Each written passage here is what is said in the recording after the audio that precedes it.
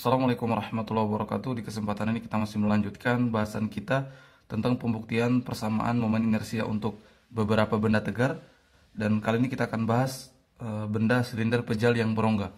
Nah, di materi sebelumnya kita membahas silinder berongga ya, yang tipis ya, tidak memiliki ketebalan sama sekali, hampir tidak memiliki ketebalan, kemudian memiliki rongga di dalam, memiliki lubang. Nah, kalau di benda ini itu silinder berongga tetapi memiliki ketebalan ya, ketebalan seperti ini. Yang di sininya adalah rongga atau lubang. Nah, dia memiliki ketebalan, makanya disebut silinder pejal yang berongga karena dia memiliki kepadatan sebagian ya, kemudian sebagiannya lagi berongga atau berlubang. Nah, kemudian yang akan kita tinjau adalah benda ini yang sumbu rotasinya tepat berada di tengah-tengah seperti ini. Dan untuk panjang silinder atau ketinggiannya adalah H. Nah, maka kita mulai dari persamaan momen inersia secara umum untuk benda yang kontinu yang tentu menggunakan integral ya, yaitu I integral R kuadrat dm. Dm ini adalah elemen massa, kita tinjau bagian tertentu kemudian kita integralkan. Kemudian yang kita gunakan di sini adalah rho. Nah, karena ini memiliki ketebalan maka kita bisa menghitung volumenya. Kalau di materi sebelumnya kita meninjau rapat massa pada elemen massa pada atau tiap satuan luas. Nah, kalau ini kita meninjau pada elemen volume ya, bukan elemen luas karena memiliki ketebalan maka kita bisa tinjau volumenya. Nah, ini kita misalkan rho m per v ya, kerapatannya. Nah, kalau kita tinjau bagian tertentu atau elemen tertentu maka kita gunakan diferensial, yaitu dm per dv ya. Dm ini adalah elemen massa yang kita tinjau, sedangkan dv adalah elemen volume dari dm ini, volume dari dm ini. Nah, oke, sini dm kita substitusikan, berarti kalau dm adalah rho kali dv. Nah, kita masukkan rho kali dv ya untuk mengganti dm. Nah, kemudian I sama dengan, rho-nya kita keluarkan dari proses integrasi karena rho adalah sebuah konstanta yang menunjukkan ciri khas dari benda yang kontinu. Maka ini integral. Nah, rho. Nah, di sini elemen volume untuk silinder sebagaimana pada video-video sebelumnya, yaitu persamaannya seperti ini ya, R dr d theta dh. Nah, kalau kalian tidak tahu dari mana, bisa kalian nonton materi yang sebelumnya, simak materi yang sebelumnya. Nah, elemen volumenya adalah R dr d theta dh. Nah, kita ganti dv-nya pakai persamaan ini, maka menjadi seperti ini ya. Di sini ada R kuadrat, di sini ada R. Kalau kita perkalikan maka menjadi R pangkat 3. Maka rho integral R pangkat 3 dr d theta dh. Nah, sekarang kita coba jelaskan lebih spesifik integralnya.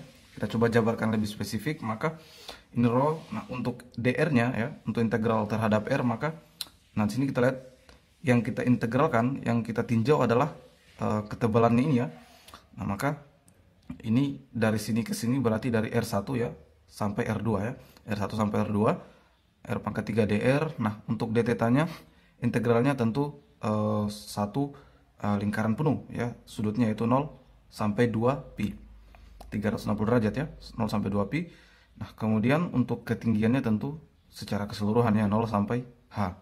Nah, jadi persamaannya seperti ini lebih spesifiknya. Nah, kemudian kita integralkan menggunakan cara integral secara umum atau sebagaimana biasa, rho. Nah, ini integralnya berarti 1/4 R pangkat 4, ini batasnya R1 sampai R2. Nah, integral dθ berarti 2 pi ya, tinggal masukkan saja. Kemudian integral dh 0 sampai h berarti h. Hasil integralnya seperti ini. Kemudian kita masukkan syarat batasnya R1 dan R2 ini, maka menjadi ini kita bawa ke depan 2 pi h rho 1/4. Nah, ini kita substitusikan sebagaimana biasa, maka menjadi ini masukkan ya, R2 pangkat 4 kurang R1 pangkat 4. Nah, seperti ini. Berikutnya ini kita lihat di sini ada 2 1/4, 2 kali 1/4 maka 1/2. 1/2 pi h rho. Nah, ini yang ini. Nah, kemudian sama dengan 1/2 pi h. Nah, rho-nya kita masukkan kembali persamaan awalnya tadi, m per v. Kemudian yang suku yang di dalam kurung ini kita bisa pecah menjadi seperti ini ya. Kita bisa jabarkan seperti ini. Ini kan kita bisa jabarkan seperti ini. Ini kan kalau kita perkalikan, ini juga kita perkalikan, hasilnya kembali seperti ini ya. Jadi tidak ada masalah. Nah, berikutnya ya. Nah, ini 1/2 ini ya, kita lanjutkan PHM. Nah, untuk volume silinder pejal yang berongga seperti ini ya, kita tahu bahwa persamaan silinder secara umum adalah luas alas kali tingginya ya. Nah, di sini kita lihat bahwa luas alas yang kita perhitungkan adalah yang pejal ini ya, yang pejal ini. Nah, maka untuk mencarinya tentu kita gunakan secara logika, tentu untuk mencari luas alas ini atau luas bagian ini, maka luas secara keseluruhan dikurangi dengan luas rongganya ini ya, maka itulah kita dapatkan luas untuk daerah ini. Jadi sekali lagi, untuk mencari luas daerah yang pejal ini, luas secara keseluruhan alasnya dikurangi luas yang rongga ini, maka itulah luas dari bagian yang pejal ini. Nah, maka kalau seperti itu kita gunakan berarti PR2 kuadrat ya, yang secara keseluruhan kurang yang bagian berongga saja, PR1 kuadrat kali ketinggian. Atau kita bisa faktorkan Pi dalam kurung R2 kuadrat kurang R1 kuadrat kali H. Inilah volume untuk silinder pejal yang memiliki rongga. Nah, berikutnya, nah di sini kita masukkan V-nya ya, kita sudah dapat, kita substitusikan, kita masukkan Pi, ini persamaannya tadi, volumenya. Nah, ini ya, yang ini tadi. Nah, berikutnya ini Pi-nya saling menghilangkan ya, H-nya juga saling menghilangkan, kemudian ini juga saling menghilangkan dengan ini, saling membagi. Maka yang tersisa tinggal I sama dengan 1/2 M, yang ini ya, R2 kuadrat tambah R1 kuadrat.